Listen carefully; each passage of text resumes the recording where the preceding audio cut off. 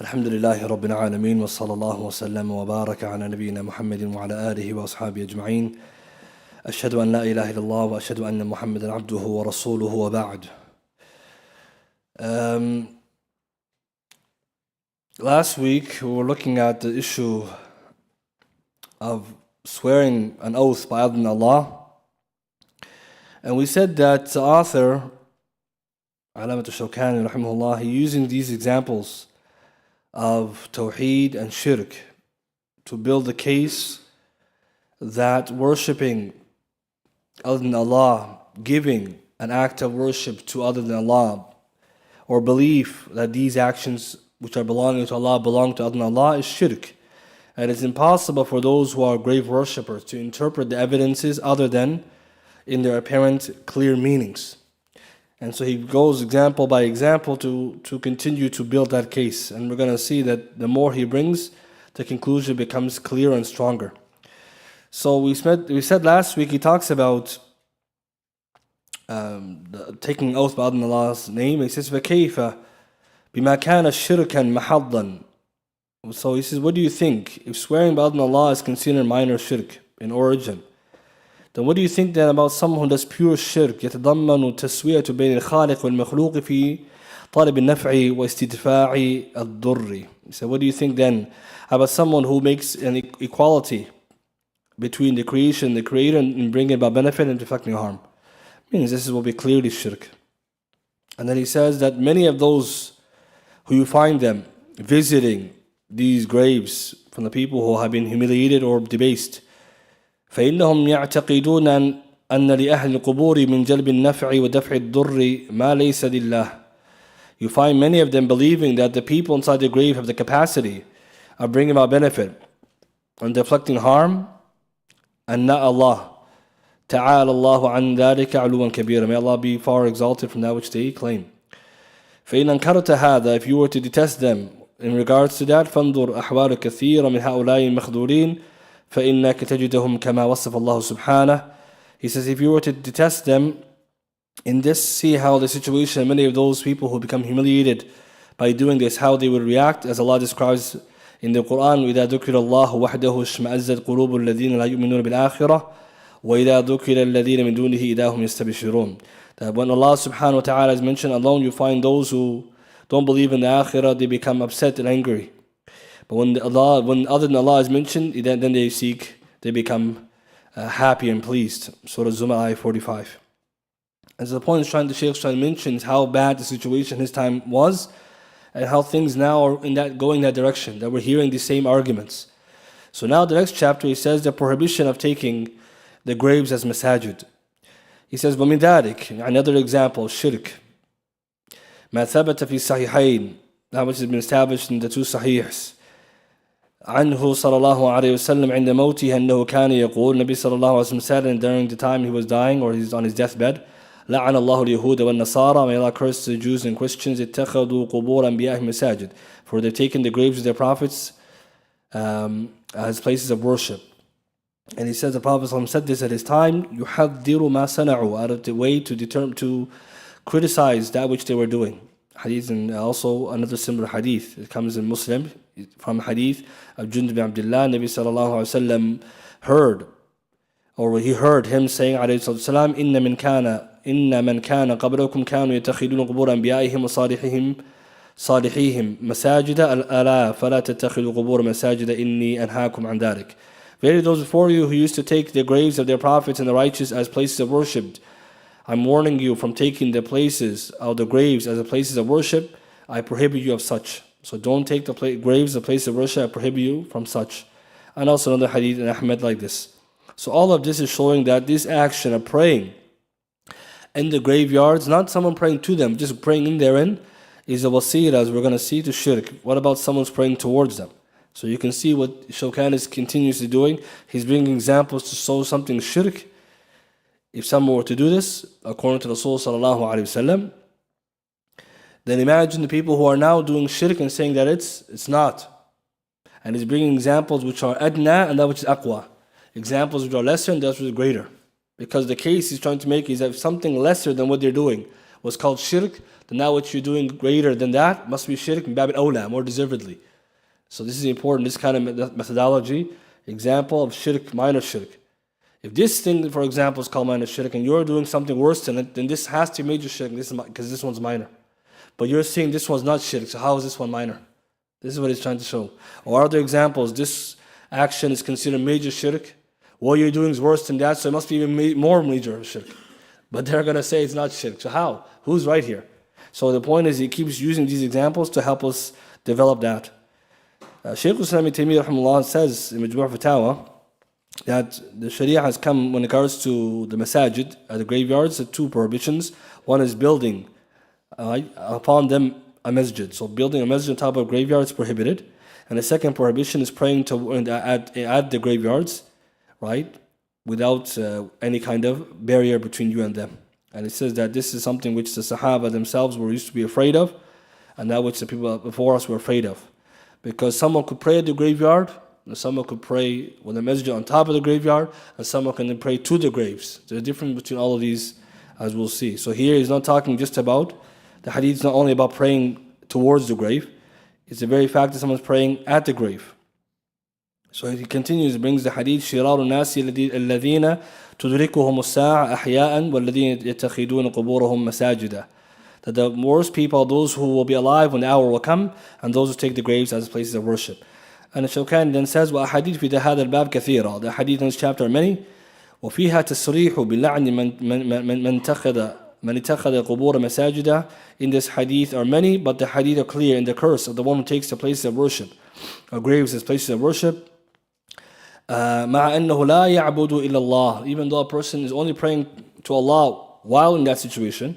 So imagine someone praying at the graveyard, praying for Allah, but in the graveyard. He says, what do you think then about somebody, right, who this situation is prohibited because لِقَطْعِ ضَرِيعَ التَّشْرِيك, to cut off the means of shirk. So sadd al-dari'a, to stop someone from going to shirk. Sharia has banned us to pray at the graveyards. And then he says, وَدَفْعِ وَسِيلَ الْعَظِيمِ, right, to prevent a great means to shirk. And this is the situation. So what then do you think then about people who are worshipping the grave itself? Either making dua to them directly, or praying to them, making sujood in the grave, wiping them, all these types of things you see. And it's important to understand this because the people who are doing these actions, they're always going to argue that yes, this is not correct, or this is better to avoid. But the problem they're hiding from is the shirk, calling it shirk. So if you ask someone today, can you do this? You'll say it's haram, you shouldn't do that, or better not to do that. But he's not going to tell you it's shirk or not. Because you said already that shirk for them is already defined as shirk rububiyyah. Shirk fi rububiyyah. So because shirk is lordship, only lordship, they can't really call it shirk. But we have to ask the question, why did Nabi Sallallahu prohibit this if this can never be shirk? Because remember what their argument is, it's only shirk if your heart believes that these deities or these things you're worshipping, this person, the grave, this righteous person, is a God, a Rabb, a Lord, like Allah. Otherwise, it's just something haram you shouldn't be doing. But Nabi Sallallahu is prohibiting just the action that gets there. And this shows again the beauty of our deen, but also the proof of sadd al-dari'a, the preventing of the means. Sahaba, they understood this, and they used to take this as something serious. So we need to ourselves be mindful of the beauty of this deen. Shaykh Faisal mentions that here the dari'a, what's mentioned is a wasila, so cutting off the path to shirk. So if a person prayed at the graveyards, even though he didn't call upon other than Allah, he didn't pray to other than Allah, فإن مكان ليس محل للصلاة. It's not a place to be praying أصلا at all. لأن ذلك من وسيلة الشرك. Because someone might see you, and later on you yourself might start praying to the thing. So there's a difference between praying to Allah at the graveyards and praying to the graves. So لا تصلوا إلى القبور, don't pray to the graves. That's prohibited. So if someone's praying to the graves, clearly shirk akbar. But someone praying at the graves, it's haram because it's got a wasila. And that's why the scholars say in order to prevent that, you have to have a barrier between you and it. And the ulama further said two barriers. Between you and it, one wall, and between it and the others, another wall. And that's where the fuqaha went to that khilaf, was one wall or two walls. Means if there's a fence around the masjid and a fence on our masjid, so we have a wall and then there's a fence around them, the wall of the graveyard, so there's two, that's better. Versus just one is allowable. This is how far they were discussing it. Where some people come and say, what's the problem? Just pray. Some masjids have graves inside of it, as we know. And they're saying it's okay. So we tell them, the Prophet, what was he worried about? And mashallah, you are safe from shirk. Sahaba, then there's a fear for them. See, from now, if we go from another angle and bring in here a lazim, all right, from the angle of a necessary conclusion from their beliefs, if the Rasul ﷺ was worried, and the Sahaba were worried about shirk by just praying at the graveyard, and today we have masajid who have graves in it, why was the Prophet ﷺ worried about the Sahaba whose Tawheed and Iman is so strong that they might fall into something in the future or something's wrong here, this is a pathway, and you are free from it? How is it possible your Iman is so perfect, so strong, your Tawheed, and the Prophet was worried about the Sahaba, his students? What do you think about them then? Yep. And the good thoughts you have about yourself and bad thoughts you have about them. Today we have to understand, brothers and sisters, that this has become now such a bad thing, but people's logic has become worse. Also, we must explain to people the difference between someone praying towards the grave and they pray towards Allah, for Allah, but at the graveyard. Salah is valid or invalid. Scholars say that since it's a wasila, it's not going to invalidate salah, but that was haram or wrong for them to do that. The correct opinion is haram to pray at the graveyard. Right? And if someone unknowingly is different by accident, and therefore you should have a barrier between it. And therefore, scholars say if someone did pray there, salah will still be valid, but this was wrong what they did.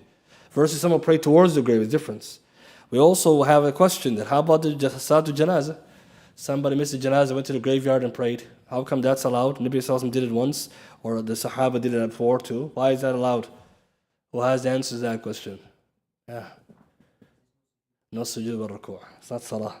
The way that we're understanding it. It's a salah that we're doing a salah with ruku' or sujood, so it's allowed. And the ulama say, why the janazah has no ruku' or sujood? Out of fear of this. Hafiz Muhammad Fath al-Bari said that this is why Allah didn't put from His divine wisdom ruku' or sujood in the funeral prayer, out of fear that someone might think you're worshipping their dead. Imagine today Christians saw us and we're bowing down to the grave. They're like, mashallah, they're not any different than us. See, the Sharia closed that door altogether. There's no such. So this shows you the divine wisdom of this deen. But today what's happening, we find that we're seeing people doing this. Again, on video with this. Sawt wa surah. You go online, you find people who are supposed to be imams, who are there, wallahu a'lam, what they're doing to the graves. Rubbing it, putting the hair on it, doing tabarruk, and they're saying this is okay. La hawla wa la quwwata billah. So here, Shawkani continues. He brings another hadith, Mutamarik, Nabi sallallahu alayhi wa sallam said, Allahumma la taj'al qabri wathanan yu'bad. Oh Allah, don't make my grave an idol which is worshipped. Ishtadda ghadabuhu, ghadabullahi ala qawm. Allah's anger has become intensified over people who take in their graves the Prophet's masajid. Hadith is da'if, right? But there's other riwayat or narrations that show similar meaning. Shaykh Amani authenticates in Ahkam Janazah something similar. Allahumma la taj'al qabri wathan la'ana Allahu qawman takhadhu qubran biha masajid. That wording.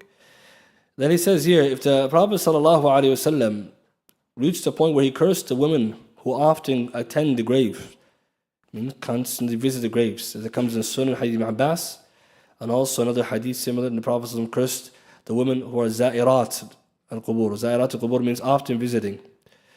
And here, of course, we know the ulama, they differed on this topic, as well as the hadith wording. And some of them, they say zuwarat, there's that wording, and za'irat. And the idea is, it means those who often visiting. And the reason, and Qurtubi, Shaykh Riyani mentioned, and Abu Abbas al-Qurtubi says the reason behind such a curse to begin with is that it leads to things which are detestable. Either someone might lead to wailing, or a woman going out and not wearing proper clothing, for example, such as this. But if a woman visiting the graves by itself, then we already studied that before, that it's permissible, as long as she's doing a ziyarah, which is shar'iyyah, proper legislated ziyarah. So the Shawkani's argument continues. He says, وَلَعَلَّ وَجْهُ تَخْصِيصِ النِّسَاء. This is specific for Nisa because of their nature, that they might become overwhelmed. But he says, continuing, وَلَا شَكَّ أَنْ عِلْمْ نَهِي, the prohibition, the reason behind it, and جَعَلَ الْقُبُورِ مَسَاجِدَ وَعَنْ تَسْرِيحِهَا, that there may be, what's very clear, no doubt, the reason for prohibition of such a hadith, the reason why they prohibit this, is because people will take the masajid a place of worship. And clearly people going there and doing this. And that's why we also find the Sharia prohibits raising the graves, adorning them, plastering them, and other such actions. And he brings the Hadith Salama, Hadith Aisha, that Salama narrated in time when she went to Abyssinia. She saw in the churches there that they would have lots of pictures therein. And Nabi Sallallahu Alaihi Wasallam then said, Ulaika, these such people, إِذَا مَاتَ فِيهِمْ رَجُلٌ صَالِحٌ, a righteous person died amongst them, or عَبْدٌ صَالِحٌ, a righteous servant, بَنُوا عَلَى قَبْرِهِ مَسْجِدًا, they will build a masjid on top of their grave. وَصَوَّرُوا فِيهِ تِلْكَ الصُّوَرِ, and they will make these pictures and draw these pictures. أُولَٰئِكَ شِرَارُ الْخَلْقِ عِنْدَ اللَّهِ, the worst creation in the sight of Allah. And This is some narration. Mujahid said, "Fara'aytum al-Lat wal-Uzza." Have you not seen the Lat and Uzza? It means, right, the narration of Lat being a righteous person. When he died, they did the i'tikaf, or they stayed at his grave. All these narrations are authentic. You find them also in Kitab al-Tawheed. And what is the point that Imam Shawkani is trying to prove? He says, after all this, وَكُلُّ عَاقِلٍ يَعْلَمُ أَنَّ زِيارة زخرفة القبور وإسبال السطور ورائعة عليها وتسريحها وتسريجها وتأنق بتحسينها تأثيرا في طباع غالب العوام. He says, if you find that many of these people who visit such adorned graves, which have curtains on them, or have been elevated, who have been beautified, adorned, they have a ta'thir, right, a great impact في طباع غالب العوام, on the natures of most lay people, that will lead them to venerating such things and believing in it, i'tiqadat al-batila, false beliefs. And then he gives now an example. And this shows us again that the prohibition in Sharia, obviously, because, number one, this is a wasila to shirk akbar. Right? When you do all this, later on people are going to do this because that's how the lay people are. They don't have the way, they don't know how to venerate or to respect. They always fall into veneration. Taqdees with ta'zeem, it belongs to Allah, that's how they fall into it. That's why ghulu is not allowed in Sharia. But what happens when you say, for example, someone's a righteous person, he has ihtiram, he has fadl, virtue and status, and what happens is that the people go, in order to respect them, they give them a venerated status. They give them the ta'zeem that only belongs to Allah, venerating it, or taqdees, sacredness. And you have to understand these are two wide chapters of prohibitions, because there is no boundary people can go into when it comes to venerating or respecting. What they call respecting is really venerating and sanctifying the pious. So he says now an example to show you, because this is what he's trying to say. The Sharia is not allowed, right? And Ali was sent to destroy the graves which are high, to make them leveled. Some may say, why? If you go now, for example, many of us went to Baqi' in Al-Medina, where the Sahaba and the Salaf are buried, and you see just stone and mound, a small mound and a stone, the best of the best. And you go somewhere else, you see, mashallah, a whole building, whole families can live in there. But they say only one person is in there, la ilaha illallah, right? Someone passed away, he has a building.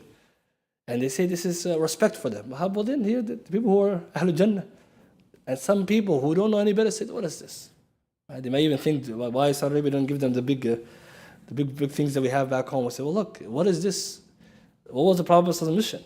But he came to level everything to show us what? No need to shirk. Sahaba understood this because later on they also used to practice this. But look at this example now.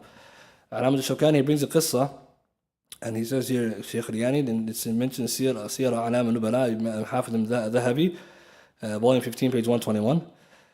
That, so the story that he brings, Shawkani is summarized, but the full version, what happened was that at the time of the Khalifa, Abbasid Khalifa, Al-Ta'i', so this is his name, Al-Ta'i', his name is Abdul Karim. He, at 393 Hijri, died. So he was the Khalifa at that time, and there was a transfer of power. There's a lot of internal turmoil towards the end of the Abbasid Caliphate. So he wanted to transfer the power to one of these generals who have taken over part of the Abbasid Caliphate. So in order to transfer this power, he had this ceremony. So what happened, he says here, Al-Ta'i', this Khalifa of the Abbasids, he came and he told this man who was going to transfer the power to come in, him and his army, or his soldiers, his helpers. وَحَوْلَهُ مِئَةَ بِالسُّيُوفِ. He had 100 soldiers with knives, swords out, وَالزِّينَ, and beautification, وَبَيْنَ يَدَيْهِ مُصْحَفَ الْعُثْمَانِ. So this Khalifa, he had this ruler come in, and in front of him was 100 soldiers with swords, unsheathed, beautification everywhere. The Mus'haf of Uthman was present. وعلى كتفه برودة, he had a particular type of cloth on his shoulders, and a stick in his hand. And the story is longer than this, but the point is, this is the point Sheikh is trying to highlight. So when he came in, there was supposed to be a barrier between the Khalifa and that man, because what the man was supposed to do was supposed to kiss the ground of the Khalifa. Astaghfirullah azim. So he didn't even have the barrier, he took that away, so he saw him like this. So when he entered, him and this leader and his followers who were supposed to get the power, he says then he went and he kissed the floor. فَقَبَّلَ الْأَرْض. Then when he got up, the ruler who was with him, the ruler and the one next to him, spoke in Faris and said, أَهَذَا هُوَ اللَّهِ? That's how lost the man was. He says, is this Allah? He told him, no, هَذَا بَلَ خَلِيفَةُ اللَّهِ فِي الْأَرْضِ. Astaghfirullah. He was the Khalifa of Allah on the earth. So the other man was so overwhelmed by what he saw of display, he thought this was Allah. And he said he did it on purpose, obviously, this Khalifa. to put haiba towards him. But imagine the story that the person was going to kiss the earth, but the point is he wanted a barrier first so no one could see him doing that because it's humiliating. But the point is, look how lost he was. So this is Shawkani's proof that the people in the past until today, if you have these beautiful shrines, they're so overwhelmed that they might think that this person is not a wali anymore. Astaghfirullah, they become divine. A'udhu billah.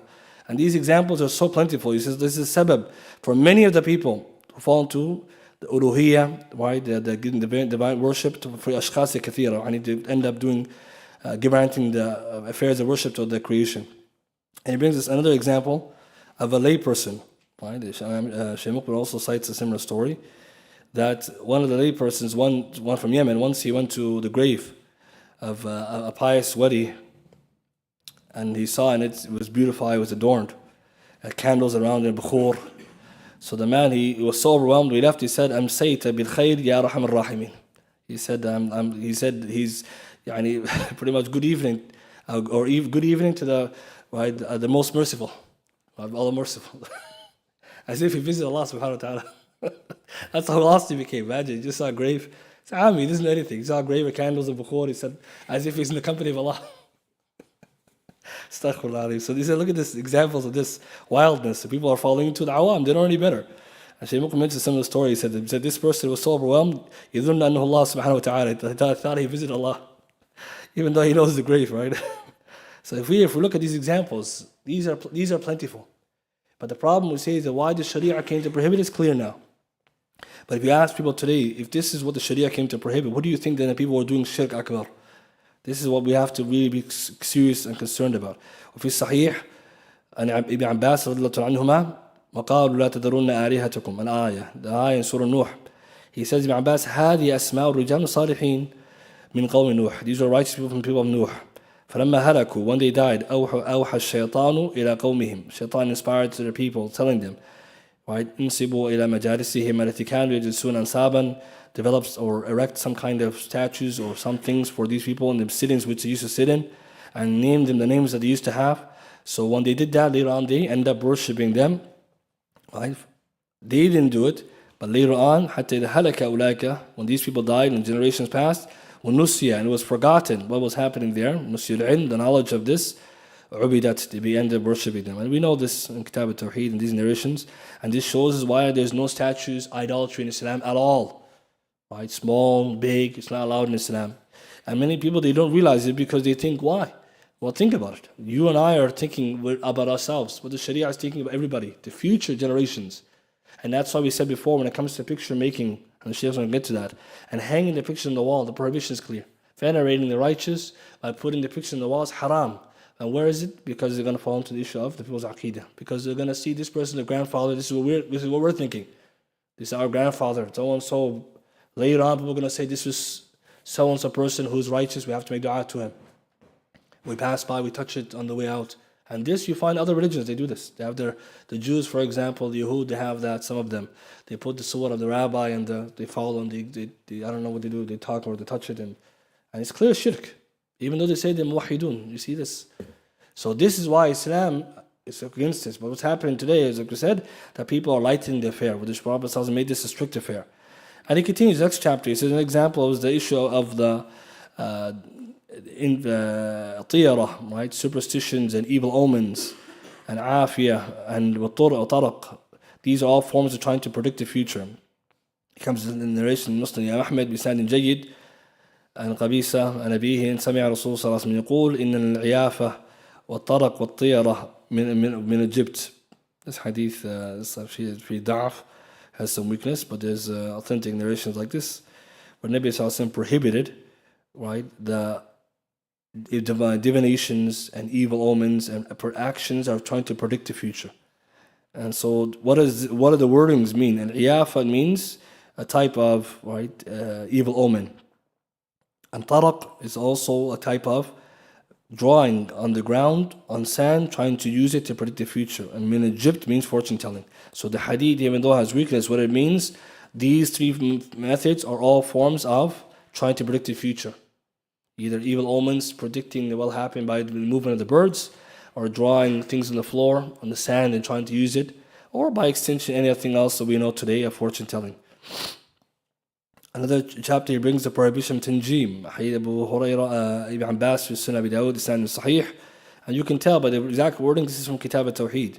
Right? Because even the way it becomes Akhraja Abu Dawud bi Isnad Sahih. And so you can see how Shawkani is influenced by the work of Shaykh Hussain Muhammad Wahab and the Imam Najd. He brings the hadith, قال الرسول صلى الله عليه وسلم اقتبس علما من النجوم اقتبس شعبة من سحر. Whoever learns a branch of the knowledge of astrology has increased or has taken a branch of magic. And this hadith sahih. And what's intended by this, learns. For a student to learn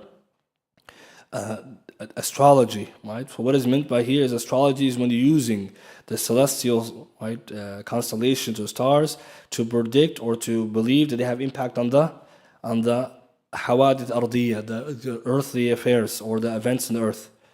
So this is what we call astrology, not astronomy. Astronomy is different, right? Astronomy is using the stars and the North Star to figure out directions and navigation.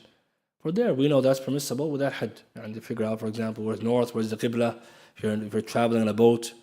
And that's why Hafid Rajab in Fadl al-Ilm Salaf al-Khalaf, he talks about difference between this and how the Salaf even, they believe that astronomy should also be learned just for that need. So we don't mix it to astrologies like horoscopes and that kind of palm reading and these kinds of things people have today. They believe that. And so it says here that this is a type of magic. What's intended by this is that the person who is doing this, right? Because magic has a greater meaning and a specific meaning. If we studied, the greater meaning is anything that falls into these affairs which are hidden or not clear. Their path is called magic. But in terms of specifically, then we already said that it's not by itself magic, right? Zada ma zada comes in the word. Whoever increases in sin. So therefore, the scholars say ilm nujum, the knowledge of astronomy, right, or astrology, divides into two. And the ulama say ilm ta'thir or ilm tasir, right? So there's the explanation. So ilm ta'thir then is astrology, and ilm tasir is the astrology. That's the jihad wal awqat. So we differentiate the terminologies. As Allah says, وَعَلَامَاتٍ وَبِالنَّجْمِ هُمْ يَهْتَدُونَ. And by the landmarks and the stars, you guide yourself. So this shows that you can use that for astronomy. طيب, he moves to the next chapter, sihr. Again, most of this is a review from most of us, but we're just going to keep reading. أخرجه النسائي من حديث أبي هريرة رضي الله تعالى عنه من عقد عقدة ثم نفث فيها فقد سحر ومن سحر فقد أشرك ومن تعلق شيئا وكل إليه. Abu Hurairah reports the Prophet ﷺ said, whoever ties a knot then blows onto it has committed magic, and whoever does magic has associated partner with Allah, and whoever ties something or hangs an amulet, then Allah will entrust him to it. Hadith is da'if, and somebody mentioned that it still can be used as evidence. The point of the hadith again showing, it says here, Shawkani says now, وَهَذِي أُمُورٍ إِنَّمَا كَانَتْ مِنَ الْجِبْتِ. All these affairs are considered from fortune telling or future seeking was shirk. And they're shirk. لأنها مذنة لتعظيم الجارب لاعتقاد الفاسد. So look at the logic. After all these chapters, he goes to his conclusion. All of these are called either fortune telling or they're called shirk. لأنها مذنة. They are like a possible place for the possibility to occur. لتعظيم الجارب. To venerate the means to gain benefit, believing in it falsely. So what he's trying to say is these are all asbab. All means which are prohibited, right? You can't, for example, predict the future through these methods. You can, for example, learn astrology, thinking that it's going to have impact on the earth. So these are asbab which are prohibited. So therefore, minor shirk, they can become major shirk. But he says, the fact that the Sharia has prohibited them, calling them shirk, even though, like themselves, if someone just believed this means, it's a means, right? Minor shirk. Because major shirk, we believe this thing actually has independent capacity to bring a good and affect evil. Still, the ta'zeem al-jaribi, because it venerates, it can lead to the potential veneration of this means of benefit, supposed benefit, due to false belief, the Sharia is prohibited. So the point of this is, it keeps going, what about then somebody who believes you can take a prohibited means of asking the dead for something from Allah subhanahu wa ta'ala? Or taking, for example, right, these graves and these sites, or these dead people, calling them for help in time of distress. No doubt this is shirk. Right, this is shirk akbar. But these ones examples shirk asghar in origin, and they can become shirk akbar. Another example, he says the prohibition going to fortune tellers.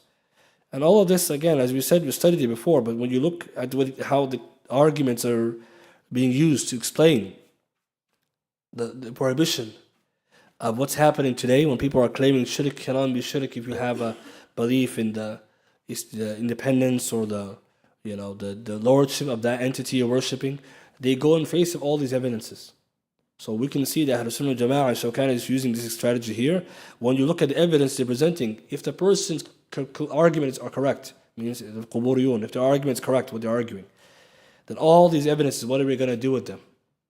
What will be logical necessity of their beliefs is that all these ahadith have to be interpreted as being either just makruh or haram or not shirk, even though the Prophet said it's shirk, alayhi it wouldn't be shirk. Or all these ahadith are weak. See, all the lawazim, possible conclusions they come with, show the fasad, the corruption of their belief. Because at the end of the day, if someone were to say, okay, according to you, it can't be shirk, and this hadith says it's shirk, this one said it's shirk, this one, all the hadith are daif, or all the hadith are misinterpreted, or all the Sahaba and Salaf misunderstood. You see, you just list all the different possible conclusions of their interpretation. This is what Shawkani's entire remaining book is supposed to do. And it's clear to us that yes, these people are misguided who say this, but when you look at this evidence, you can see. And the other ways that we'll see later, inshallah, other strategies you can use in order to respond to them. Right now, he's using this strategy, just bringing one after another evidences and trying to conclude, and how about this one? And how about this one? And how about this one? What's your interpretation of this? Or how can you say this is not shirk? Or how about this one? Another example, he says the fortune tells, من أتى كاهنا أو عرافا فصدقه فقد كفر بما أنزل على محمد. Whosoever goes to a fortune teller or an arraf, right? And so someone who can help you find something lost or predict for you the future, then this person has disbelieved now which Muhammad has come with. And the hadith is Hasan لغيره, according to some ulama, some say it's just sahih. Another wording says that person disbelieved. So we said it before, من أتى عرافا فسأله عن شيء. Whoever goes to Arraf and asks him about something, then his salah is not accepted for 40 nights, Hadith Muslim. So here we said that the term Arraf, Shaykh Ibn Uthaymin says, rahimahullah, it can be used in different categories. One category is asking someone a question, of the first person who predicts or thinks he has the future knowledge, simply to inform you of something.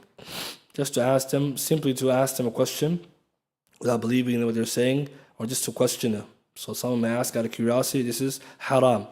The second category, someone asks them and believing what they say, then this is kufr, because he's believing that person has a knowledge unseen. And the third one asking them in order to test them, to figure out if they're lying or not, or to expose them. Right? So this case, this will be permissible. The Prophet did it with Ibn Sayyad. When he asked him about a question about what I have in my mind, tell me, then he told him it's smoke. So the Prophet asked him to figure out what is his situation. A fourth category, asking to make clear the person's inability or to expose them or to expose to people this person is misguided. So all of this, again, the point the Shaykh is trying to bring, he says here, وَعِلَّةُ الْمُوجِبَةُ لِحُكْمِ بِالْكُفْرِ لَيْسَتْ إِلَّا اعْتِقَادُ أَنَّهُ مُشَارِكٌ لِلَّهِ عَزَّ وَجَلَّ فِي عِلْمِ الْغَيْبِ. He said all these ahadith, the illah, the juristic reason which will necessitate disbelief, is nothing more than except that somebody would to believe that someone of the creation has association with Allah and the knowledge of unseen. مع أنه في الغالب يقع غير مسحوب بهذا الاعتقاد, even though in most cases people don't have this belief with it. لكن من حام حول الحمى يوشك أن يقع فيه. And it comes in the hadith, whoever grazes around a particular sanctuary, soon they're going to fall therein.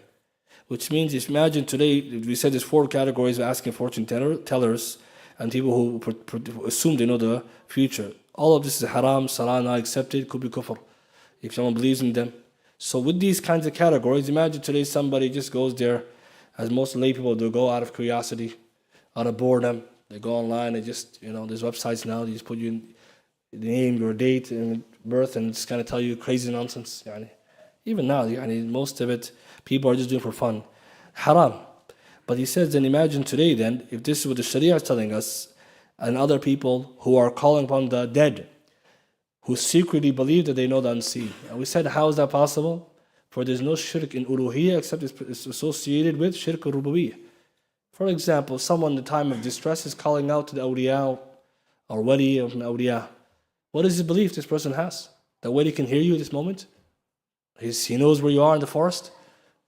He said under your breath quietly. So what is this? You believe he has knowledge of unseen? Clearly. And this is what they actually believe. They're not saying out loud, but this is the case. Because when you're in emergency, most of us, pick up our phone, we try to call somebody. We're not going to say, just 1 second, I'm going to make a special dua, somebody's going to come. So the point is, he believes that, he has that knowledge. This is clear shirk. But imagine here, Nabi Sallallahu talking about just going to somebody, going to 40, just to ask out of curiosity, haram, 40 days salah might be accepted. This is how our sharia is coming. But these people today, unfortunately, you find many times, even online, if you go on English websites of some of these groups, you see how they dance around the topic of shirk. Right? They'll say it's haram, they'll say it shouldn't do it. But shirk, they can't say it. And this is important to understand because it becomes almost like we already know what it's going to be shirk. It's only if. So the question is, why is it haram then? Right? Why would something be haram if it can't be shirk? That's our question. If something's impossible for it to be shirk, except with that belief, then why is it shirk? Why is it haram to begin with? Because they're also going to argue that the Muslims don't fall into shirk. Nafs al-waqt, that's what they believe. Muslimin, they're all muwahidun. Everyone has tawheed. Who believes in the Lord other than Allah? So this is what they're going to argue. So there's no such thing as shirk. What are you guys talking about?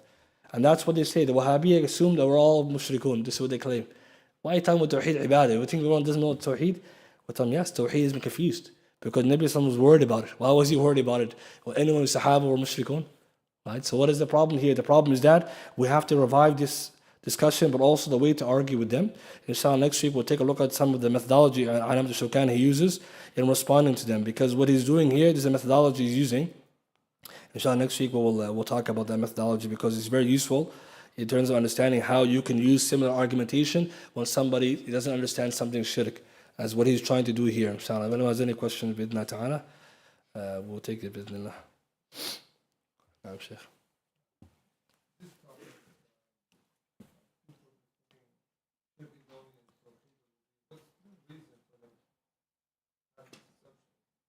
So people who believe that shirk is only rububiyyah, what is the reason for it? It goes back to their understanding of Allah subhanahu wa ta'ala and His existence, about how we know Islam is true. Because for them the arguments to prove Islam is a belief in the oneness of it, but it goes all the way back to the philosophy in which they established their aqidah from. When you look at the people who are mutakallimun, the Ahl Kalam, the falsafa, their understanding of Allah's existence is that if Allah exists or not. So they had a problem with the atheists at that time in the past, just like the philosophers were arguing in their times. So they borrowed this from them.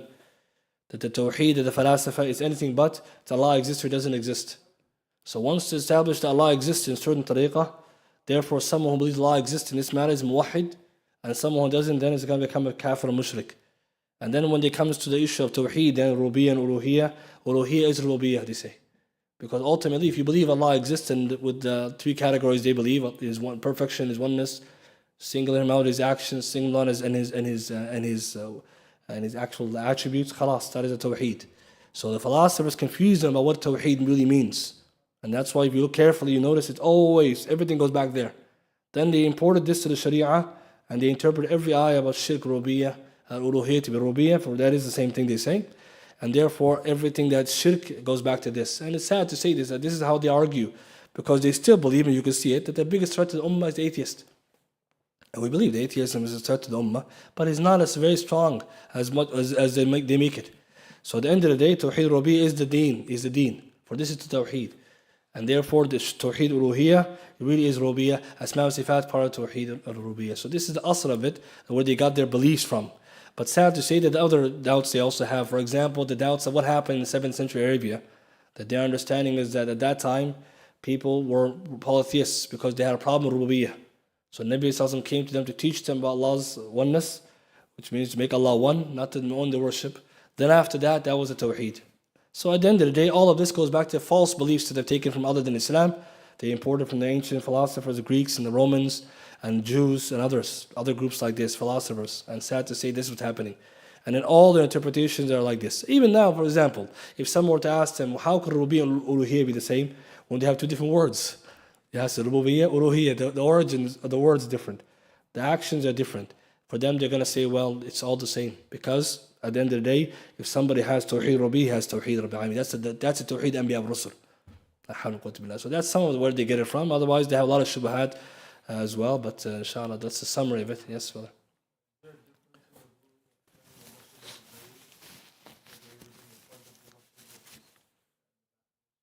So praying in the masjid with the grave is in front of the masjid, and no doubt this is something prohibited. In the back of the masjid as well, this is also something prohibited. But the problem is that if somebody's praying in there and there's no other choice, or is it covered or is it blocked? But we say that those kinds of masajid, the word not to pray in. A person should go to a masjid where there's no grave at all. This is the best. Because nowadays, this is the question that comes, if I pray in there, does it count? And is in the back and the front? The problem is that any masjid that has that, Shaykh Al-Albani's kitab is, we know Tahdeer al-Sajid, this is what he was arguing about. That such a masjid shouldn't be prayed in. So the best is to avoid altogether. Alhamdulillah, most masajid, they don't have this. But if someone knows that, that's what we're talking about today. This is how bad things are. That some of them will say that the person who passed away, they make the place of worship, the place of burial, the masjid. And some of them will use the argument of Rasul Sallallahu Alaihi Wasallam. This is how audacious they are. They say, Nabi Sallallahu Alaihi Wasallam, he's buried in his masjid. And this is, this is how they want it. So we have to respond to them too and say, this is it's not a proof. So someone should avoid that and pray in the masajid. Alhamdulillah, most masajid, they don't have that. This is what someone should do. Allahu Alam. Sure.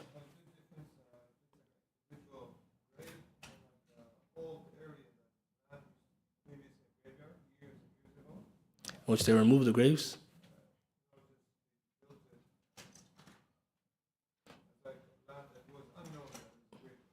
Yeah, so that's another thing. The places where people, they prayed in somewhere where there's graves on it and they didn't know.